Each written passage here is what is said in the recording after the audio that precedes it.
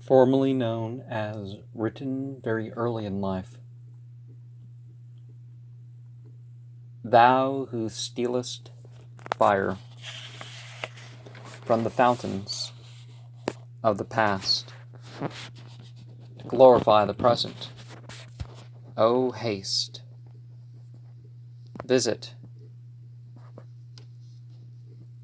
my low desire, strengthen me, enlighten me, I faint in this obscurity. Thou dewy dawn of memory, came not as thou camest of late, flinging the gloom of yesternight on the white day, but robed in softened light of orient state, whilome thou camest with the morning mist, even as a maid whose stately brow the dew impearled winds of dawn have kissed, when she as thou stays on her floating locks the lovely bright of overflowing blooms and earliest shoots of orient green, giving safe pledge of fruits which in winter tide shall star the black earth with brilliance rare, whilome thou camest with the morning mist and with the evening cloud, showering thy gleamed wealth into my open breast, those peerless flowers which in the rudest wind never grow sere when rooted in the garden of the mind, because they are the earliest of the year. Nor was the night thy shroud in sweet dreams softer than unbroken rest. Thou leddest by the hand thine infant hope, the editing of her garments caught from thee, the light of thy great presence, and the cope of the half-attained futurity, though deep, not fathomless, was cloven with the million stars which tremble o'er the deep mind of dauntless infancy, small though was there of life's distress, for sure she deemed no mist of earth could dull those spirit-thrilling eyes so keen and beautiful.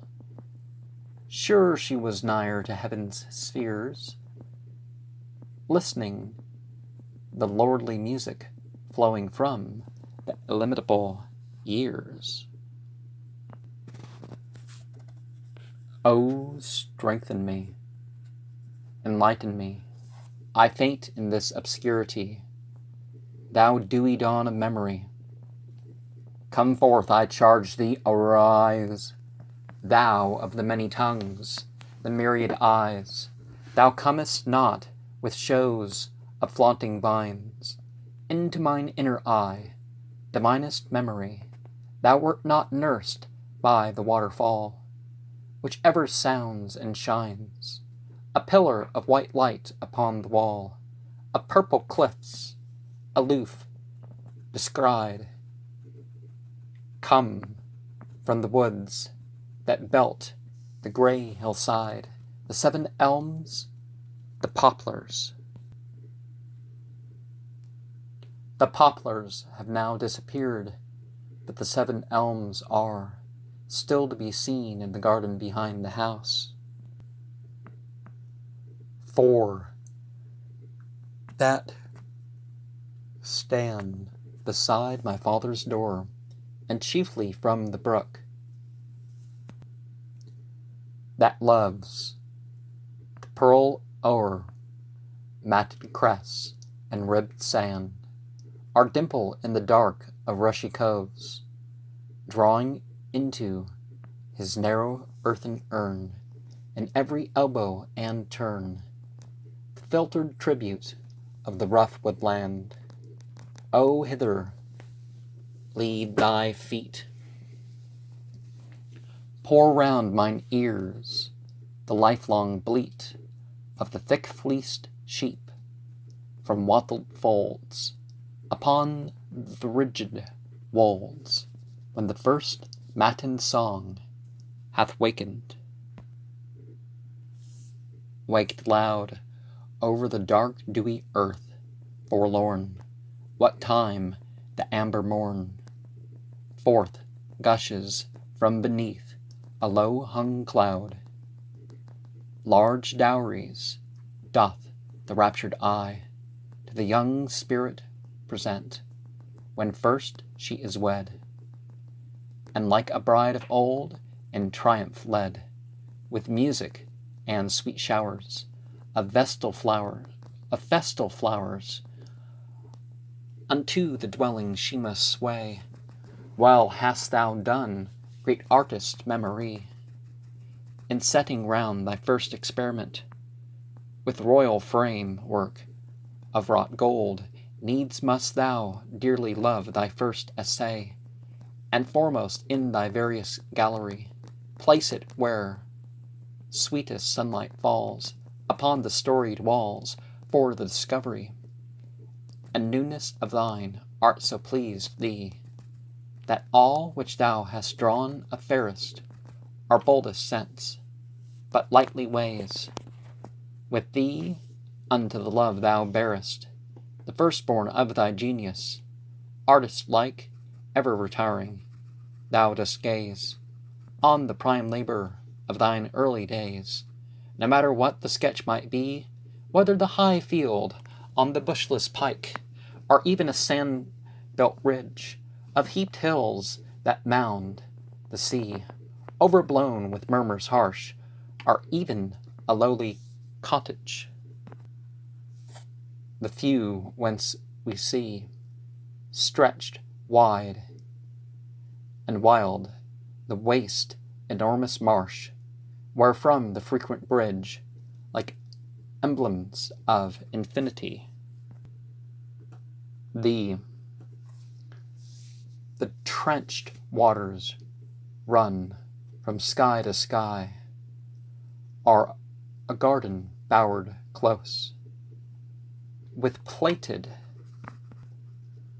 methinks, were alleys of the trailing rose, long alleys falling down to twilight grots, are opening upon level plots of crowned lilies standing near, purple-spiked lavender, whether in after life retired from brawling storms, from weary wind, with youthful fancy re-inspired, we may converse with all forms of the many-sided mind, and those whom passion hath not blinded, subtle thoughts, myriad-minded, my friend with you.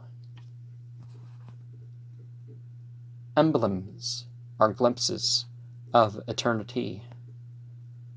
To live alone were how much better pleached than to own a crown, a scepter, and a throne. O strengthen, enlighten me, I faint in this obscurity, thou dewy dawn of memory. And though some of the words used in this, anything good but strong, you know that poem by Aleister Crowley, maybe you don't. But the Celtic spirit, the beauty, the strength, the vigor of life, the appreciation of the details, either in a stark melancholy or, or in the joy, perhaps a scientific or spiritual interest, which can be both. But life is an art. Life is a science. Bring it out.